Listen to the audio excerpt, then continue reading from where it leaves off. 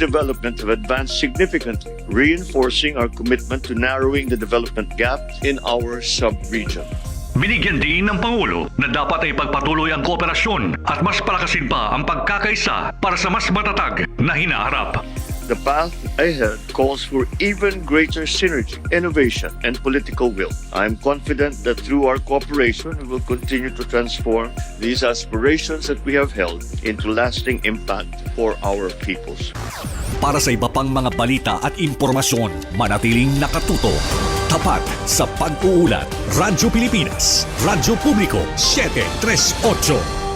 Pinadali na ang government transactions sa tulong ng eGovPH Super App. Pwede mo nang magawa ang lahat ng ito. I-download ang eGov app sa iyong smartphone o tablet mula sa App Store o Google Play Store. Pagkatapos, ilagay ang iyong mobile number at i-authenticate gamit ang one-time PIN o OTP para marehistro ang iyong account. Saka ilagay ang iyong mga pangunahing impormasyon at kumpletuhin ang facial recognition technology para sa verifikasyon ng iyong pagkakakilanlan. Para sa mas mabilis at mas maayos na serbisyong panggobyerno, gamitin na ang eGovPH Super App. Ang inyong tulay sa himpapawid ng serbisyo publiko, ang Presidential Broadcast Service, Radyo Pilipinas, Radyo Publiko. Radyo Pilipinas, Radyo Publiko. Kinilala ng pang-international at prestigyosong Asia-Pacific Broadcasting Plus Awards 2025 para sa kategorya ng Government Streaming. Ito ay dahil sa epektibo nitong pagsasanib ng mga tradisyonal na media tulad ng telebisyon, radyo at print para masabayan ang mabilis na pag-inog ng mundo ng digital at social media tungo sa mas epektibong paghahatid ng mahahalaga at napapanahong mga impormasyon sa mamamayang Pilipino. Kinilala rin ang Radyo Pilipinas dahil sa patuloy na pag-akyat ng rating. Ngayon ay matatag sa pang-apat na pwesto sa Mega Manila ayon sa pinakahuling Nielsen Radio Audience Measurement Survey. At sa social media, nakamit ang mahigit 2,000% pagtaas ng bilang ng mga sumusubaybay sa Radyo Pilipinas page sa unang bahagi ng 2025. Patunay ito na ang inyong Radyo Pilipinas, Radyo Publiko ay tunay na kaagapay ng inyong pamahalaan sa paghahatid ng serbisyo sa mga mamamayang Pilipino. Mula sa aming lahat, sa ngalan ng inyong pamunuan at mga kawani ng Presidential Broadcast Service, kasama ang inyong mga himpilan ng Radyo Pilipinas sa buong kapuluan. Maraming salamat po sa inyong lahat, sa inyong pagtangkilik at pagkilala. Radyo Pilipinas, Radyo Publiko. Ito ang Presidential Broadcast Service Radyo Pilipinas, Radyo Publiko. ng bagong Pilipinas para sa bagong Pilipino. Naghahatid ng mahahalagang balita at impormasyon na guugnay ng pamahalaan sa sambayanan. Tulay sa himpapawid ng serbisyo publiko. Radyo Pilipinas, Radyo Publiko, ang boses ng Pangulo. Sa Mega Manila, 738. Radyo Pilipinas, Radyo Publiko. Oras 5 minuto makalipas ang alas 3 ng hapon. Tahanan ng OFW. Handog ng Department of Migrant Workers at Radyo Pilipinas, Radyo Publiko. Programang maghatid ng impormasyon sa mga polisiya, programa at mga hakbang ng DMW para sa kapakanan ng ating mga OFWs at kanilang pamilya. Tahanan ng OFW. Programang hatid ay agarang serbisyo publiko para sa bagong bayani ng bayan, para sa bagong Pilipinas. Tahanan ng OFW ng Department of Migrant Workers. Dito sa Radyo Pilipinas, Radyo Publiko. Magandang araw po sa inyong lahat, lalo't higit sa ating mga minamahal na mga OFWs at inyong mga pamilya. Mula po sa tahanan ng mga OFWs, po ang inyong lingkod, Secretary Hans Leo Kakdak, na nag-iimbita sa inyong lahat na sumubaybay sa ating bagong programa sa Radyo Pilipinas, ang Tahanan ng OFWs. Regular itong masusubaybayan tuwing Huwebes mula alas 3 hanggang alas 4 ng hapon sa Radyo Pilipinas, Radyo Publiko, sa DZRB 738 AM at maging sa Radyo Pilipinas World Service. Ang ating programa ay mapapanood din sa opisyal na Facebook page ng Radyo Pilipinas at ng Department of Migrant Workers. Sama-sama po nating pag-usapan ang mga kwento ng pagsusumikap ng ating mga bagong bayani at alamin ang mga programa at serbisyo na hatid ng DMW sa ating mga OFWs saan mang panig ng mundo. Bukas po ang tahanan ng OFWs sa ating lahat. Kaya't halina't, tutukan at sama-sama nating ipagmalaki sa mundo ang ating mga bagong bayani sa ating bagong Pilipinas. Maraming salamat po.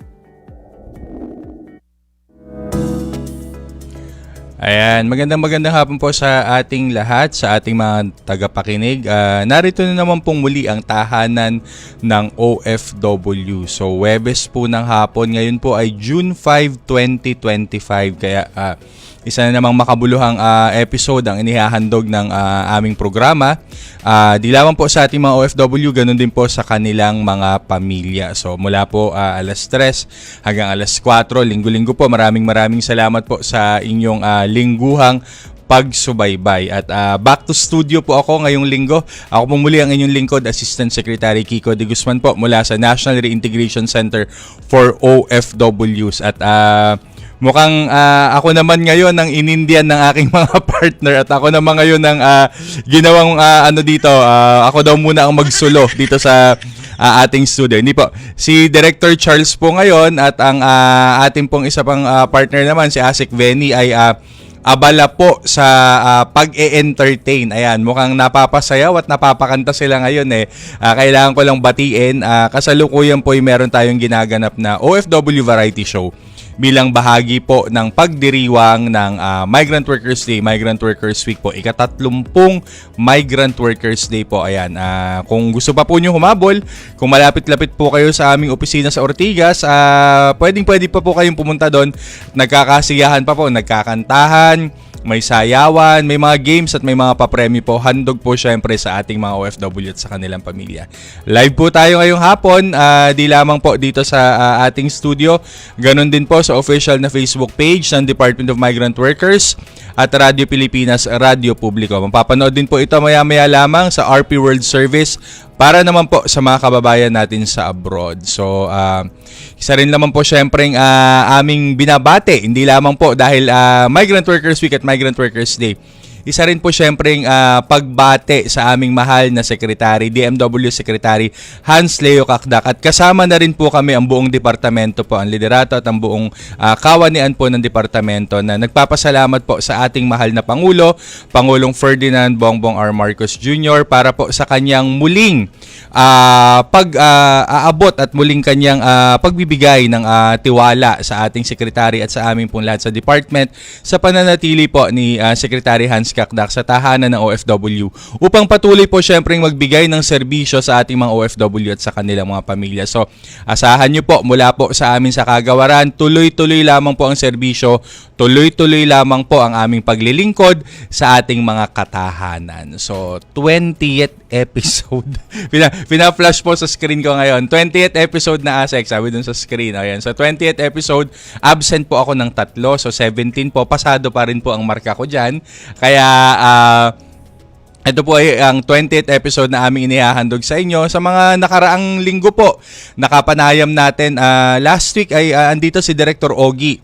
So mukhang nagda-drum up tayo sa mga activities natin for seafarers kasi yung atin naman pong kakapanayamin mamaya kung last week po ay director ng Sea-Based Accreditation Bureau, si Director Ogie San Diego, ang atin naman pong kakapanayamin mamaya all the way across the ocean and across the sea, sabi nga natin all the way from Tacloban City, Leyte. Ayan, all the way from Tacloban City, Leyte. Ang amin naman pong Hepe, ang amin naman pong Executive Director ng Maritime Polytechnic College, ang amin naman pong si Executive Director Vic Del Rosario. Yan po ay maya-maya lamang dito po syempre sa tahanan ng OFW. Pero bago po yan, atin po munang pakinggan ng ilang mga balita mula po sa ating tahanan.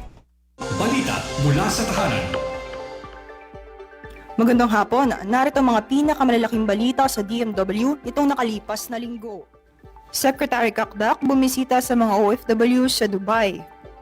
Binigyang pugay ni Secretary Kakdak ang mahalagang papel ng mga overseas Filipino workers sa pagpapaunlad ng bansa sa kanyang pagbisita sa Dubai upang ipagdiwang ang 2025 Independence Day. Muling tiniyak ni Secretary Kakdak sa mga OFW sa Dubai ang pangako na patuloy na pangalagaan ng kanilang kapakanan sa tulong ng Ministry of Human Resources and Emiratization ng United Arab Emirates. Nakipagpulong ang kalihim kay His Excellency Sheikh Nahyan bin Mubarak Al Nahyan, ang Minister of Tolerance and Coexistence ng UAE. Pinuri din niya ang mga hakbang ng pamahalaan ng UAE na nakatulong sa 1,208 OFWs at kanilang mga pamilya upang ligtas na makabalik sa Pilipinas. Balita mula sa tahanan. Selebrasyon ng ika-30 Migrant Workers Day, lumarga na. Nag-umpisa na nitong June 2 ang selebrasyon ng ika-30 Migrant Workers Day na pinangunahan ni DMW OIC Secretary Bernard P. Olalia at OWA Administrator Patricia Ibon Kaunan. Panauhing pandangal sa opening ceremonies si Commission on Filipinos Overseas Secretary Dante Ang II na naghayag ng ibayong suporta sa DMW at ipinaliwanag ang mga tungkulin at programa ng CFO para naman sa mga descendants ng mga OFWs, kanilang mga anak at maging sa mga Pilipino na may permanente ng status sa ibang bansa. Nagsasagawa rin ng NRN Servicio Fair na layuning mailapit sa mga OFW at kanilang pamilya ang iba't ibang reintegration programs. Pinasinayaan din ang 30-year milestone photo exhibit na kumikilala sa 3 dekada ng pagsisikap ng pamahalaan na protektahan at bigyan ng oportunidad ang mga Pilipinong manggagawa sa ibayong dagat. Nagsagawa naman ng 2 araw na Mental at Health Wellness Day ang OFW Hospital kasama ang mga private partners noong June 3. Balita mula sa tahanan. Seafarers binalaan sa kumakalat na online scam. Nagbabala ang DMW laban sa mga scammers na target ang mga marino sa pagpapanggap na lehitimong manning agency at naniningil ng hanggang $600 upang makasama sa priority list, makapili ng barko at petsa ng deployment. Sa inilabas na advisory, nagpaalala ang DMW na huwag makipagtransaksyon sa online lalo na kung may bayad na hinihingi. Malinaw di umano na isa itong uri ng scam. Kung makararanas ng kahalintulad na sitwasyon, hinikayat ng DMW ang mga seafarers na agad na i-report ito sa DMW para sa mabilis na aksyon. Balita mula sa tahanan. Siyam na seafarer mula Yemen nakauwi na. Ligtas nang nakauwi sa bansa ang 9 na Pilipino seafarers mula MV Reval na na-stranded sa Ras Isa Port sa Yemen sa gitna ng patuloy na gulo roon. Sinalubong sila ni DMW Assistant Secretary Levinson Alcantara at Director Augusto San Diego III kasama ang mga tauhan ng OWA sa Ninoy Aquino International Airport. Agad sila nabigyan ng financial assistance mula sa Action Fund ng DMW at iba pang cash assistance mula sa OWA. Sumilalim rin sila sa medical check-up at psychosocial counseling. Balita mula sa tahanan.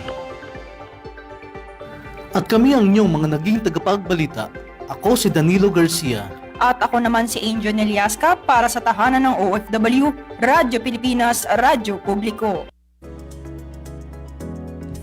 Ayan, yan po ang ilan lamang po sa mga kaganapan at balita mula po sa Department of Migrant Workers, lalo na po sa linggo na to na atin pong ginugunita ang Migrant Workers Day, ang Migrant Workers Week.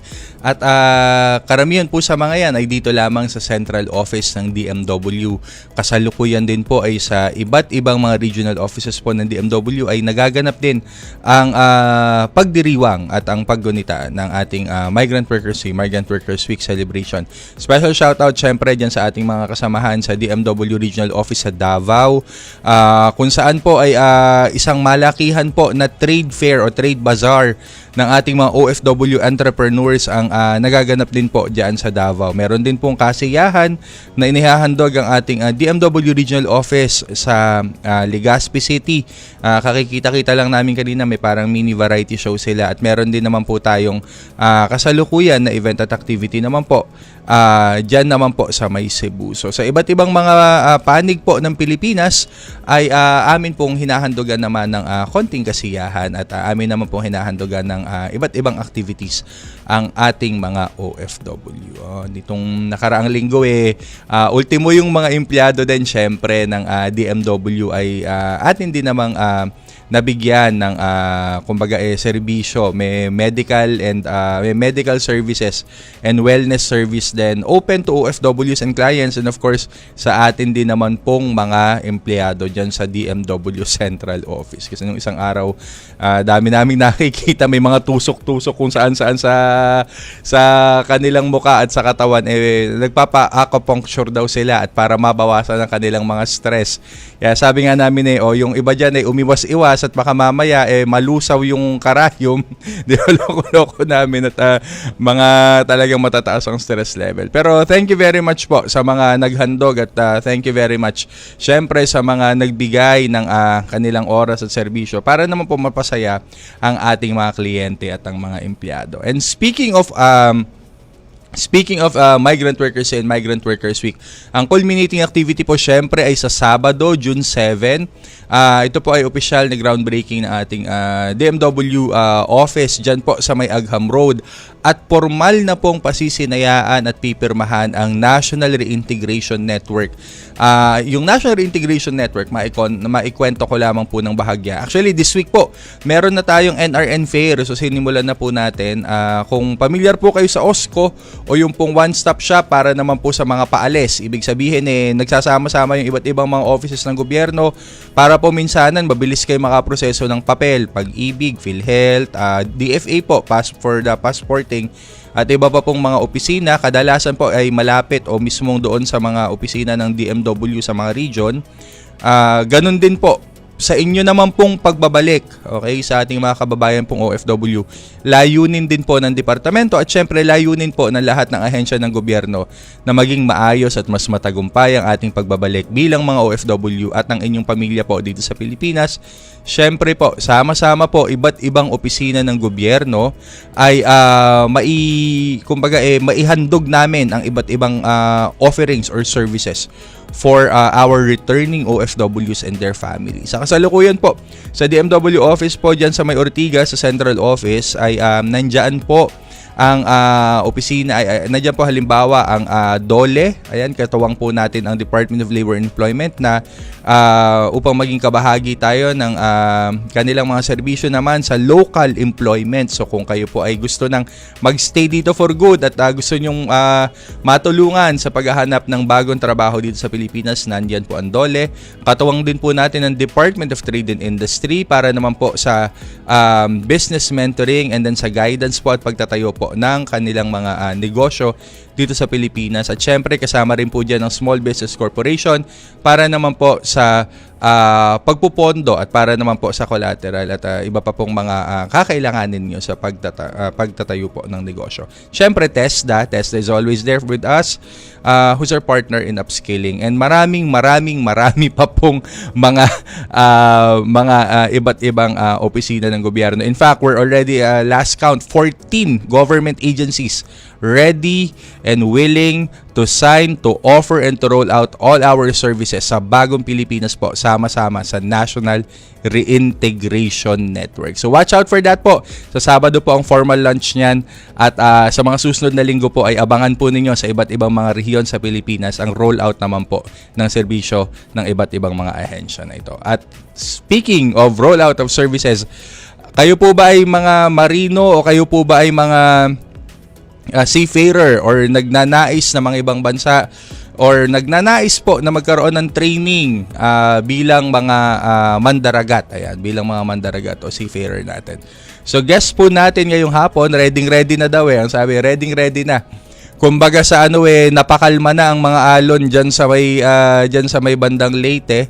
Ready na po at mukhang maayos na po ang signal.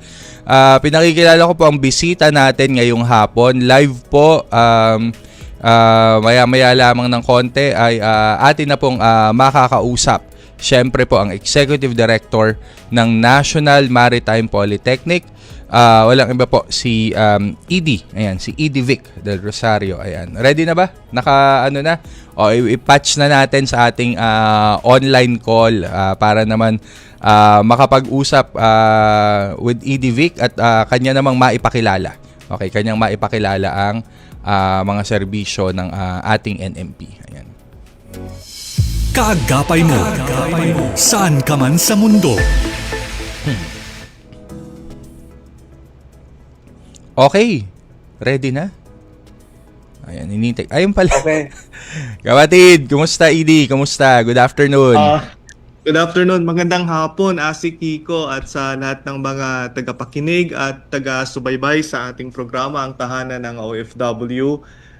Maraming salamat for having us in the program, ang National Maritime Polytechnic. But before that, Asek, siguro let me take this opportunity na rin na batiin ng Happy Migrant Workers Day, lalo Yes, na ang oo. ating mga marinong Pilipino. Kasali po ang NNP sa pagdiriwang sa buong linggong ito sa DMW. Oh, balita ko meron din daw kayong mga activities na inilatag diyan sa NMP for this week.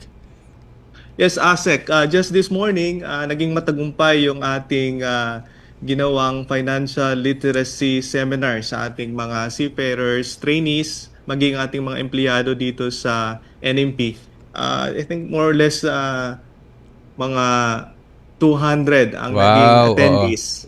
At alam naman po natin na talagang napakahalaga na yung ating mga seafarers, pati yung mga aspiring seafarers natin ay maging financially literate para ma-manage po nila yung kanilang pinagpawisan na pera at kanilang mga pamilya. At after po sa ating financial literacy program, nagkaroon din po tayo, Asek, ng Budol Fight. At yun ay dinaluhan naman ng ating mga trainees at mga empleyado. Napakasaya, nagsalo-salo po ang lahat dito sa NMP.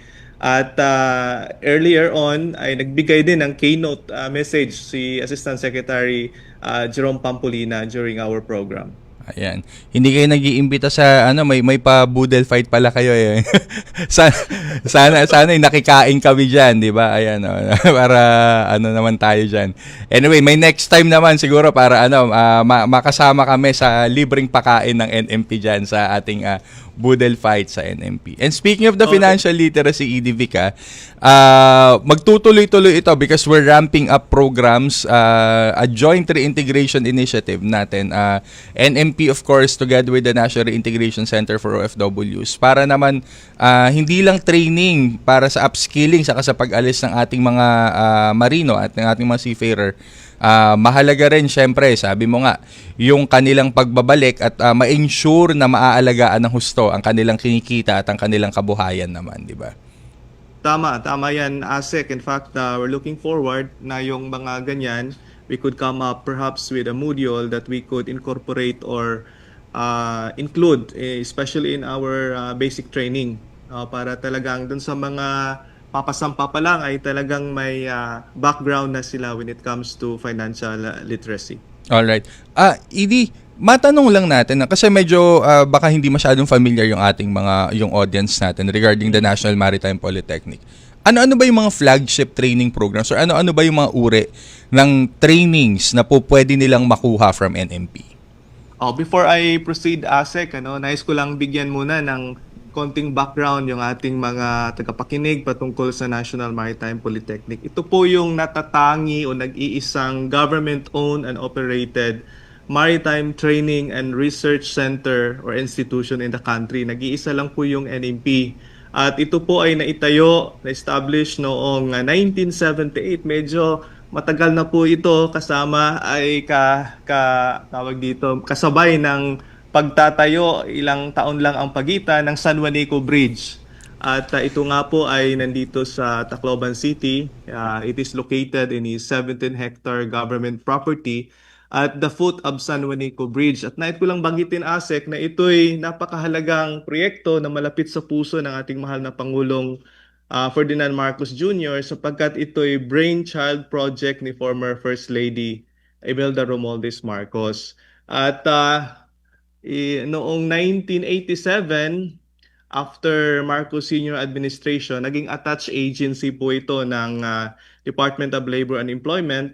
At noong 2021 nga, nung naipasa yung RA 11641, creating and establishing the Department of Migrant Workers, isa po sa 6 na mga agencies ang NMP na nasubsume sa Department of Migrant Workers. So yan po ang konting background as to the organization of the NMP. Now, as to the primary mandate ng NMP ASEC, dalawa po yung primary mandate ng National Maritime Polytechnic. Number 1 is the provision or conduct of maritime training.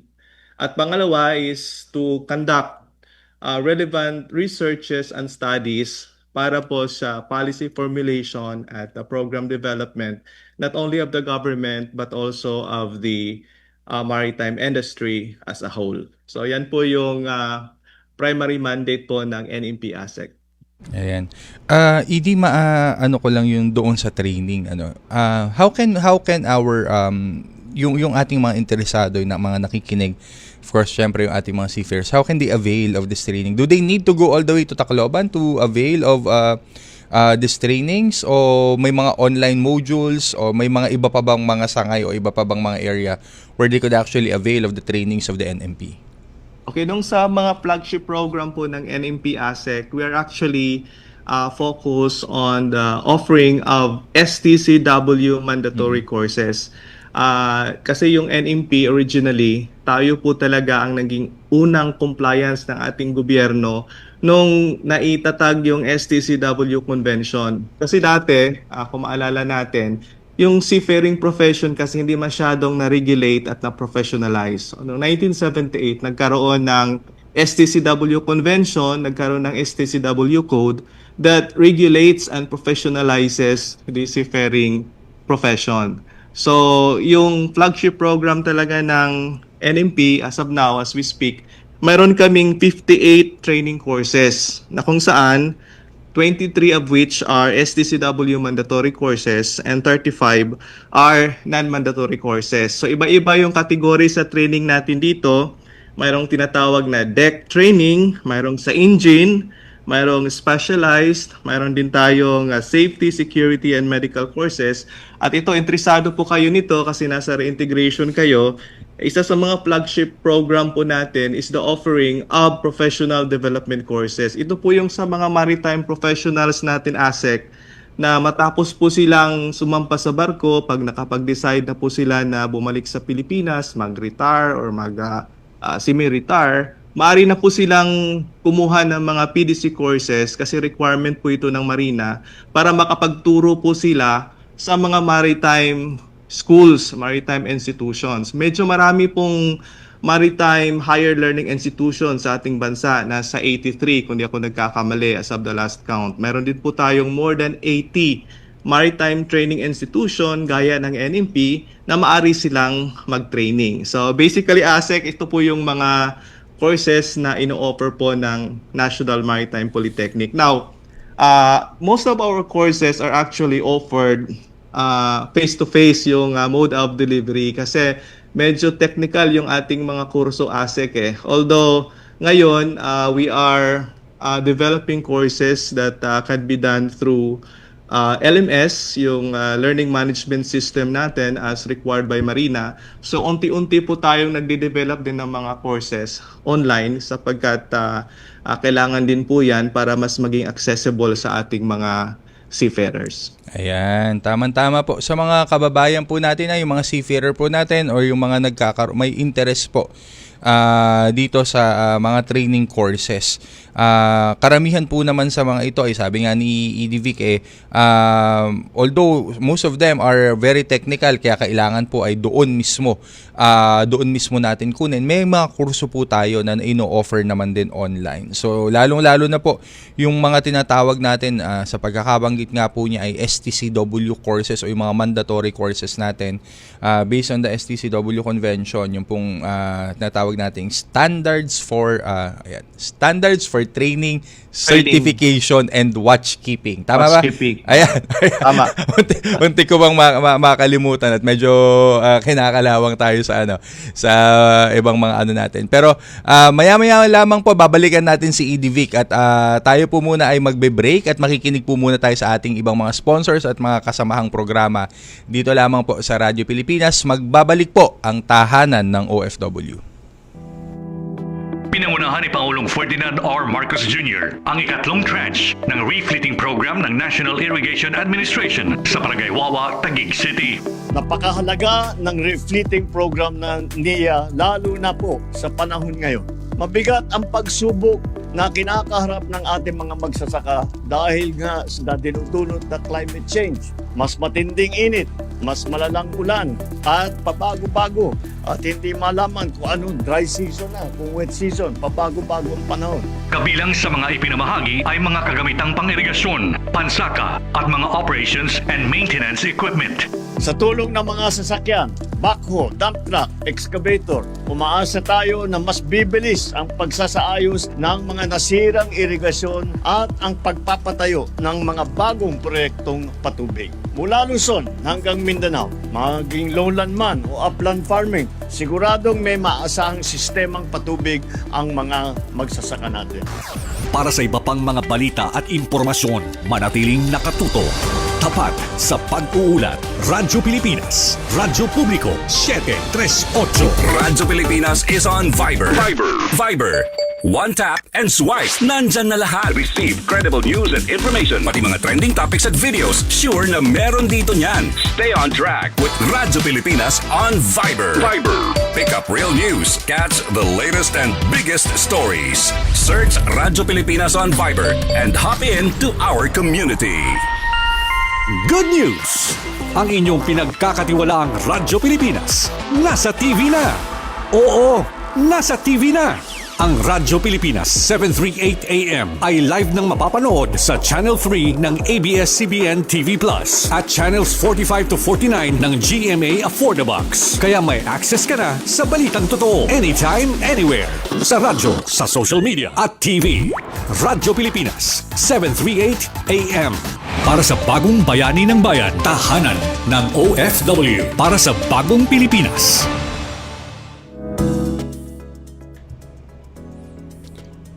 Ayan po. Sabi ko kanina magbe-break ako ng konti tapos sabi sa akin, Asek, upo ka na daw po. Babalik na daw po tayo. parang pag solo ko yung programa, pag wala akong co-host, parang medyo namamadali ako ng konti eh. Parang medyo nararamdaman ko yung dapat pala next time talagang importante nga eh may co-host tayo, no. Ito text ko kanina, titignan ko yung mga nandun sa sound booth natin eh, sa tech booth natin. Ka-message ko pa lang si Director Charles eh, sinasabi ko pa lang sa kanya, partner, need you here. Wala akong kadaldalan. Pero pansamantala po, di bale at maganda naman po ang palitan natin ng usapin. With ED Vic, of course, of the National Maritime Polytechnic, at atin pong pinag-uusapan kanina yung mga training programs ng National Maritime Polytechnic, both po dun sa mga technical training, yung pong mga nagpapacertify, importante po kasi baka isipin ninyo ano ba yung mga yung mga STCW mandated training, yung mga ganyan. Sa kaalaman po ng ating mga kababayan, you would need these trainings, and these are actually accredited trainings and recognized trainings.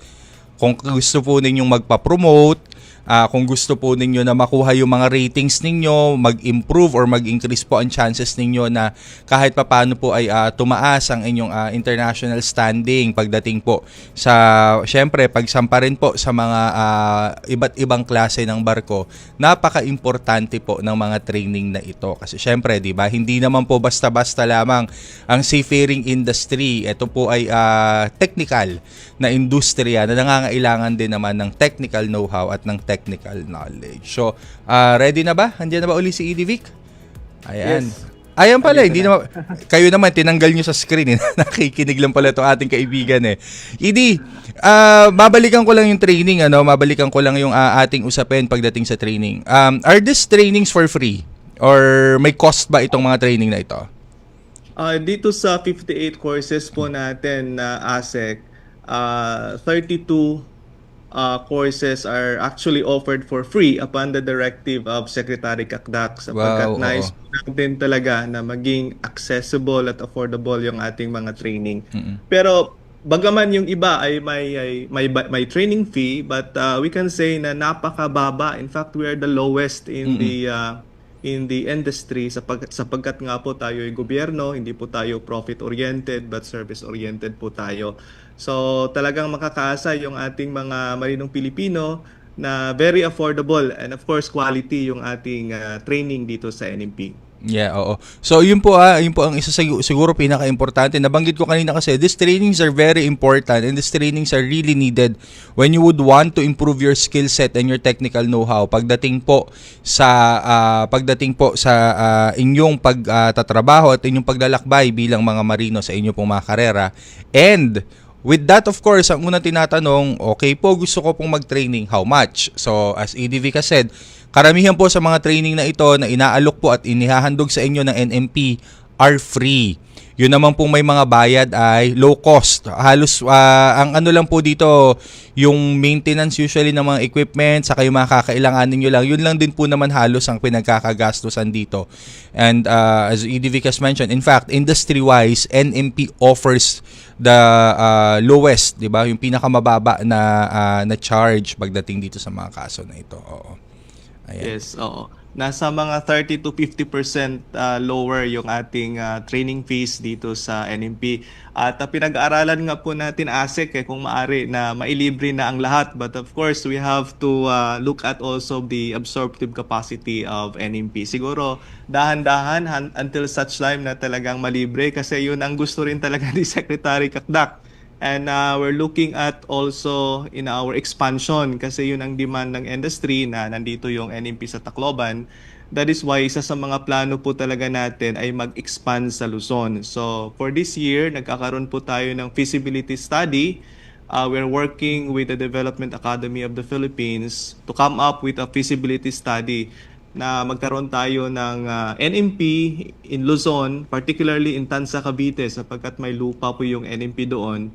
At sa Calabarzon po na region ang pinakamaraming seafarers. So that will be one of the directions of the NMP in the coming years. And I'm pretty sure, ED, of course, dahil ang ano nga natin, world-class seafarers, pinaka-in-demand na mga seafarers, talaga namang napaka-importante, talaga namang pagtutuunan natin ng pansin. And I've seen you work really hard with this. Ang dalas ng pakikipag-engage natin sa iba't ibang mga stakeholders just to bring this to a reality. But before we close this interview regarding NMP, matanong ko lang, syempre tinatanong kasi nila regarding accreditation and assessment.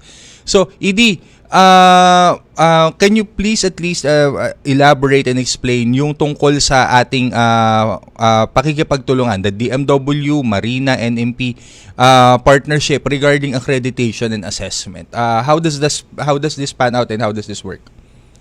Ganito kasi yun, ASEC, dun sa IRR ng DMW Act 11641, isa sa mga nadagdag na mandato ng NMP is to come up with a one-stop shop.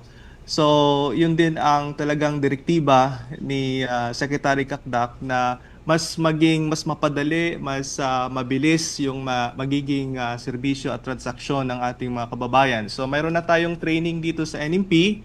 So, kailangan nating magkaroon ng assessment so that after sila mag-training dito sa NMP, hindi na nila kinakailangan pa na pumunta sa Cebu o sa Manila para magkaroon ng tinatawag na practical assessment. Kasi under the standards kasi ng Marina, bago ka makakuha ng lisensya o tinatawag yung Certificate of Proficiency and Certificate of Competency, kailangan muna mag-training ka. So mag-training ka sa isang maritime training institution like NMP. After ka mag-training, kailangan mong ipa-assess yung training mo. Dapat ka makakuha ng assessment certificate. So, ang nagbibigay niyan yung accredited assessment center.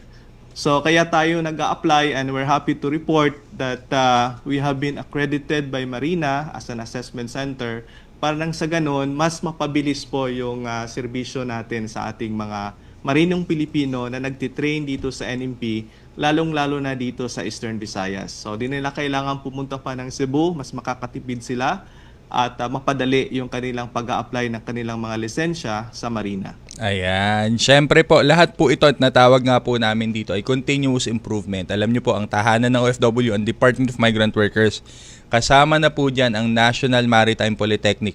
Lahat po naman ng ginhawa. We provide quality training through the NMP. But at the same time, we do not just stop at the training. Kasama na po din diyan yung assessment sa accreditation na hangga't kaya na po naming maibigay at maihandog sa inyo nang hindi na po, gaya nga ng binanggit ni EDVK, hindi na kayo aalis pa, lilipat pa ng ibang lugar para makuha yung mga assessment. And asahan nyo po, we would be working better and better in the coming days para po maihandog at maibigay po yan sa ating pong mga marino at mga seafarers po na nag-training sa NMP. So EDVK, any parting words po at baka may pag-imbita ka, ED, para sa ating mga nais mag-training sa NMP? Sa ating mga marinong Pilipino, kung maaari po ay tangkilikin nyo po yung National Maritime Polytechnic. Yung ating mga training schedule po ay publish po sa ating Facebook page. Hanapin nyo lang, bisitahin nyo lang, i-follow at i-like nyo ang National Maritime Polytechnic. Kung maaari po kayong bumisita sa aming website, www.nmp.gov.ph. Nandyan po yung link sa aming online registration. Online po yung aming registration at nandyan din po yung link sa aming research. Mabanggit ko lang pala, ASEC, napakahalaga ito. Since 1985 until 2024, we have completed 62 researches at yan po ay nasa portal that could be accessible sa ating mga users dyan sa ating website. So, papasalamat din po ako, ASEC, sa ating leadership ng Department of Migrant Workers sapagkat napaka-supportive po ni Secretary Kakdak at lahat ng ating mga senior officials, lalong-lalo na po sa modernization and expansion plan ng National Maritime Polytechnic. Maraming salamat po. Ayan, that's of course nakasama po natin Executive Director of the National Maritime Polytechnic, Victor Del Rosario. So maraming salamat, EDVK, at syempre marami pa tayong pagtutulungan ng mga programa para po sa ating mga marino, sa ating mga seafarers. So don't forget po, ating mga listeners, paki-follow po ang kanilang Facebook page para po sa mga announcements. Their social media account of course would be National Maritime Polytechnic. So sa punto pong ito, mula naman po sa ating usapin with NMP ay atin pong makakapanayam sa susunod po. Ngayon po ay ang dalawang OFW beneficiaries naman po ng ating Action Fund. Ito po ay bahagi pa rin ng patuloy syempre na paglilingkod at paglalapit ng serbisyo ng Department of Migrant Workers sa ating mga kababayang OFW.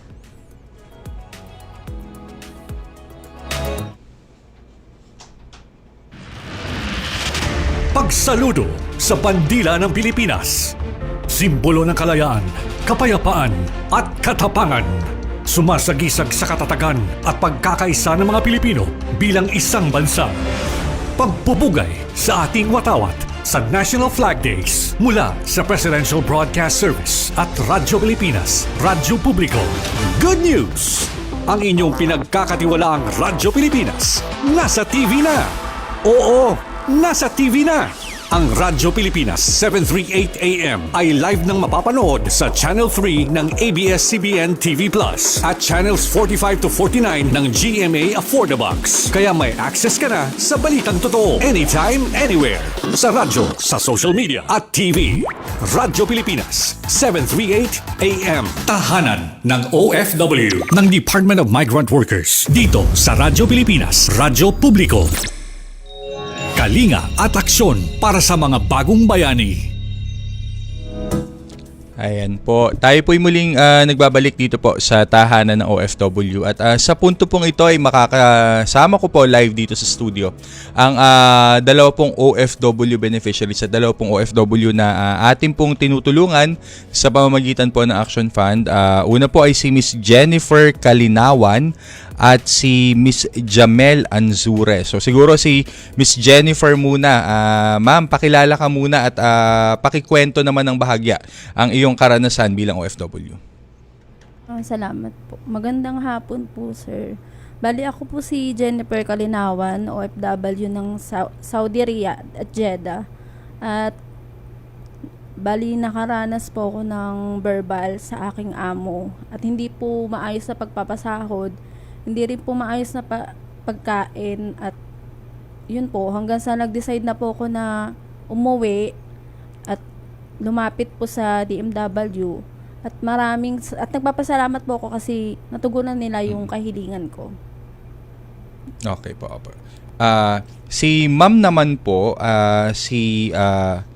Ma'am Jamel naman po. Ano po ang ninyo? Hapon po, sir. Ako po si Jamel Somontina Ansores, 26 years old. Ang naranasan ko po sa ampo, lagi niya po ako sinasaktan, kinukurot, sinasabunutan, dinuduro. Tapos po 5 araw, 4 na araw, wala po akong kain doon. Hanggang sa nag-ano po ako ng OFW po na humingi na taon sa OWA Polo. Kaya po nakapunta ako sa DMW po. At nag-apply po na action plan para makabalik hanap buhay po. Sa Pilipinas, ma'am. Ma'am, kailan ka na uwi? Sa March 17 po. Nitong taon lang, ma'am. 2025. Ikaw, ma'am? May 16 po last year. Last year po, oo. Ma'am, pero okay na kayo ngayon, ma'am. Kahit papaano medyo nakaka-recover na po kayo. Ayan, nakakangiti na nga di ba? Opo. Ma'am, inasikaso po namin yung inyong mga yung inyong mga application, okay? Saan niyo po ba magagamit naman yung Action Fund kung sakasakali, ma'am? Sa hanap buhay po, magsisimula ako sa sari-sari store po. Sari-sari store, ma'am. At sa upa ng bahay po. Upa ng bahay. Opo. Ma'am, may ka na ba? May nasimulan ka na bang sari-sari store o kahit paano training? Bago po ako mag-DH po, nag-sari-sari store po ako. Hanggang sa na-bankrupt po siya kasi tika-bantay ko po, nangunguha, ganun po. Siyempre, ikaw na magbabantay ngayon, di ba? Ako na po, natuto na po ako sa paghahama. Sige, ma'am. Ma'am, bukod doon, ma'am, siyempre, ito pwede mong iunang pampuhunan sa sari-sari store. After nitong programa, ma'am, kakausapin ka ng mga staff natin. Ayusin natin para yung maliit mong negosyo, kahit papaano, alam natin kung paano palalaguin. Bigyan ka namin ng libreng training, ha? Para at least si DTI kasi ay nagbibigay ng libreng training sa mga maliliit na negosyo na katulad ng mga sari-sari store, ng mga ganyan, para mas masaayos natin. Diba? Ikaw naman, ma'am, anong plano natin dun sa ating matatanggap na pondo? Ngayon kasi, sir, bali, on-call cleaner po ako. Ay, opo. Opo, bali, hindi po dire-diretso yung paso. Kaya sabi ko, pag in case na makuha ko yung action fund, magne-negosyo po talaga. Negosyo, kasi ma'am. Kasi ayoko na rin po talagang bumalik. Opo. Ma'am, pag nabanggit yung on-call cleaner, kasi may mga partner tayo, mga private na mga negosyo din. If I'm not mistaken, isa dun sa mga malalaking on-call na cleaners. Yung mga cleaning lady ito, ma'am? Oo, yan. Isa dun sa mga ganoon ay lumalapit sa amin kasi nanghihingi ng mga referral ng mga ex na mga OFW na kung gusto daw ay mag-part-time at mag-sideline. So, pwede rin po iyon, ma'am, para at least kahit papano nakakadagdag. Magaan ang trabaho, hawak mo oras mo, di ba? Pag on-call cleaner ka. Siyempre, mababait naman yung ating mga kababayan pag ito naman ang pinaglilinis. Ayan. Anyway po, ready ba ang assistance ng mga to? Ready ba? Ay, ba't ganun yung mga nandun sa technical booth? Ayan. Ma'am, si ma'am po sa likod, kasi syempre po, sabi nga po namin, sa amin naman sa DMW, hindi lamang naman po kayo para iuwi namin dito, kailangan din po ay masimulan natin ang inyong magandang buhay. Tanggapin po ninyo, handog po namin sa inyo ngayon ang inyong action fund. Ayan, ready na po ang inyong action fund at yan po ay mula sa Department of Migrant Workers. Tama-tama po. Migrant Workers Day, Migrant Workers Week po ngayon. So, sana po ay makatulong. Ayan. May mensahe po ba tayo, ma'am? Maraming salamat po. Unang-una po sa Diyos. Pangalawa po sa DMW at sa mga staff po. Malaking tulong po at panimula po ito. Salamat Ayan. po. Parang kanina nakayuko si ma'am na gano'n. Ngayon, yung ngiti niya Opo. Kayo, ma'am, ano po ang ating mensahe, ma'am? Salamat po sa bumubuo ng DMW at sa presidente natin si BBM Marcos po. Salamat po sa mga staff na magandang at pag-aasikaso sa mga OFW. Maraming salamat po. Yan po. Sana po ay nakatulong ito at sana naman po ay amin namang napasaya at nabigyan naman po ng kahit papano ay panibagong pag-asa ang ating mga OFW. So, ma'am, kita-kita po tayo sa mga susunod at para naman po amin pa kayong matulungan sa inyong muli pong pagbabalik dito at pagbabalik buhay at pagbabalik hanap buhay dito sa ating bansa. Ayan. And speaking of pagbabalik hanap buhay, alam ko marami yata tayong viewers ngayon kasi may hinihintay silang announcement. Speaking of pagbabalik hanap buhay po, kung naaalala po ninyo mga kababayan, 2 months ago po ay actually 3 months ago po nung Marso ay inanunsyo po ng National Reintegration Center for OFWs ang pagbubukas ng likha o linangin ang kakayahan sa hanap buhay para po sa ating mga female or women OFWs or likhang kababaihan na ating pong tinatawag. That was in March, we launched that during Women's Month. At ngayon po ay amin pong ipinapakilala sa inyo, ito po ang formal announcement ng regional winners natin, yung 16 na regional winners ng atin pong likhang kababaihan business plan competition. Ang bawat isa po sa kanila ay winner na dahil sila po ay dumaan sa screening process. So naka-flash po sa ating screen ngayon ang mga nagsipanalo at babasahin ko po isa-isa po. Congratulations po unang-una from the National Capital Region kay Miss Angie Mar A. Rosario. Ayan. Kung kayo po ay nakatutok online, pa-shoutout na rin naman po sa at pa-comment po sa ating social media. Mula naman po sa Cordillera Administrative Region, Aprilyn E. Celestino. Mula po sa Region 1, Christine C. Sison. From Region 2, Susana P. Jacinto. Region 3, Blesilda O. Paredes.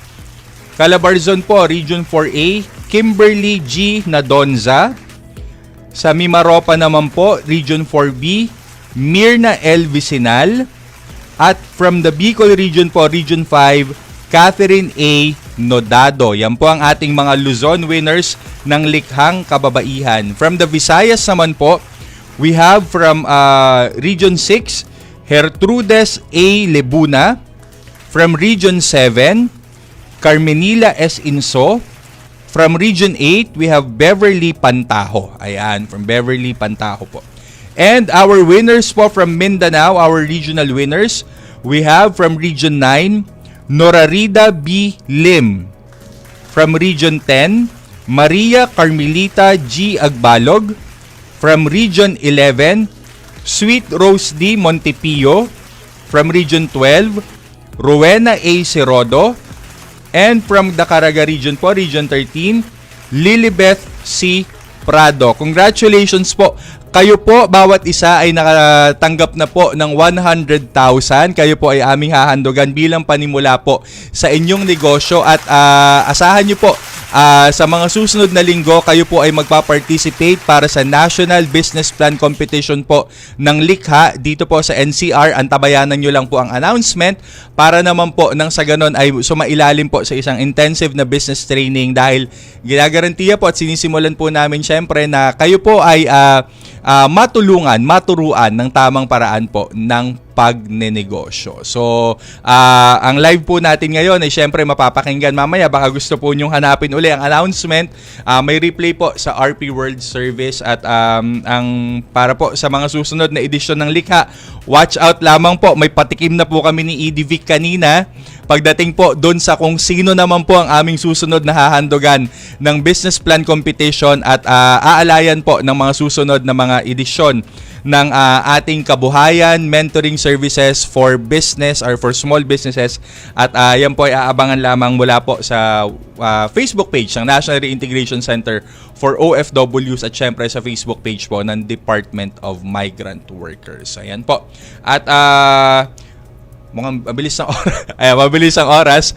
At patapos na naman po ang ating programa. Abangan po ninyong muli ang aming susunod na episode para po sa mga makabuluhang talakayan sa ating mga bagong bayani, ang ating pong mga OFWs. At magkita-kita po tayong muli dito. Live na live po every Thursday 3 to 4 p.m. po. At muli po, ito po ng inyong lingkod, Assistant Secretary Kiko De Guzman po ng Department of Migrant Workers. Kasama po ang buong liderato ng DMW sa pangunguna po ng aming mahal na Secretary Hans Leo Kakdak. At samahan po ninyo kami uli next week. And syempre bago ako magwakas, shout out po sa lahat ng mga kawani at empleyado at iba pa pong mga bisita na nagkakasiyahan pa sa lobby po ng DMW. Mukhang tuloy-tuloy lamang lamang po ang kasiyahan para po sa ating mga OFW. Kita-kita po tayo dyan at kita-kita rin po tayo sa Sabado naman po sa launching ng National Reintegration Network dito lamang po sa May Agham Road, Quezon City. Ito pong muli ang tahanan ng OFW. Tahanan ng OFW ng Department of Migrant Workers dito sa